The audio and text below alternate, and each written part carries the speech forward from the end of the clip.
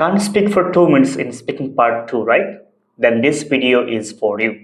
Speaking part 2 তে আমাদেরকে প্রথমে প্রশ্ন দেওয়া হয়, তারপরে 1 মিনিট সময় দেওয়া হয় নোট নেওয়ার জন্য, এন্ড দেন 2 মিনিট সময় দেওয়া হয় আমাদেরকে কথা বলার জন্য। 2 মিনিট হচ্ছে maximum range. By the way, তো 2 মিনিট কথা বলার জন্য আপনাকে আগে 1 মিনিট প্রিপারেশন নেওয়া লাগে, এবং ওই প্রিপারেশন টাইমে আপনি যা নোটস করছেন তা দেখে দেখে বা না দেখে আপনাকে কথা বলতে হয়।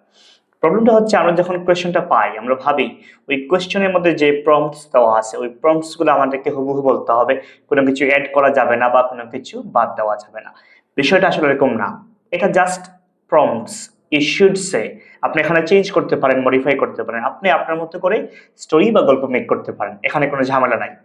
এখন এইটাকে 2 মিনিট কথা বলতে হলে, মানে এই প্রশ্নকে 2 মিনিট করতে হলে আপনাকে যেটা করতে হবে সেটা হচ্ছে আপনার উচিত আপনার ওই 1 মিনিট সময়কে ওয়াইজলি ব্যবহার করে সুন্দরভাবে নোটস দেওয়া, এবং সেক্ষেত্রে শুধুমাত্র লম্বা লম্বা সেন্টেন্স না, বরঞ্চ আপনার উচিত ছোট্ট ছোট্ট কিওয়ার্ডস নেওয়া, যেগুলো দেখে আপনি আপনার কথাকে এক্সটেন্ড করতে পারেন।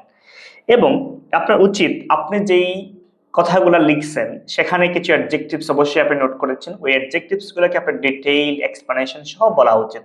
ফর এক্সাম্পল, আপনি ওইখানে বলেছেন সামওয়ান ইজ পাংচুয়াল, আপনি কোনো ব্যক্তি নিয়ে কথা বলছেন এবং লেখা আছে পাংচুয়াল।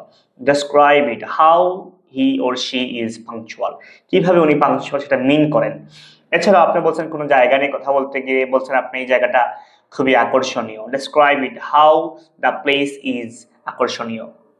বাই দ্য ওয়ে, আমি এখানে যেটা মিন করতে যাচ্ছি যে আপনার উচিত আপনি যে অ্যাডজেক্টিভস গুলো ব্যবহার করেছেন নোটসে সেই অ্যাডজেক্টিভস গুলোকে আপনি ডেসক্রাইব করেন, ঠিক আছে?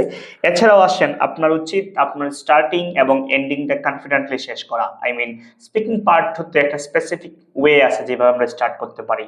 কেউ হচ্ছে ইন্ট্রোডাকশন দিয়ে কথা বলা শুরু করেন, কেউ হচ্ছে ডিরেক্ট স্টার্ট করেন। তো আপনার এই যে স্টার্টিং পয়েন্টটা আপনি খুবই ক্লিয়ার রাখেন। ফর এক্সাম্পল, আপনি বলতে পারেন I would like to start by sharing this one, অথবা I would like to talk about something, I would like to kick off by telling you something. এভাবে আপনি স্টার্টিংটা ফিক্সড করে রাখেন যে আপনি কি দিয়ে শুরু করবেন।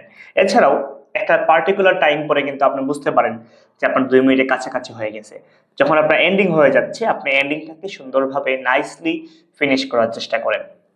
আই বিলিভ এই স্ট্র্যাটেজি ফলো করলে আপনার কথাগুলো অনেক স্মুথ হবে এবং 2 মিনিট কভার করার কোনো ব্যাপার হবে না আপনার জন্য।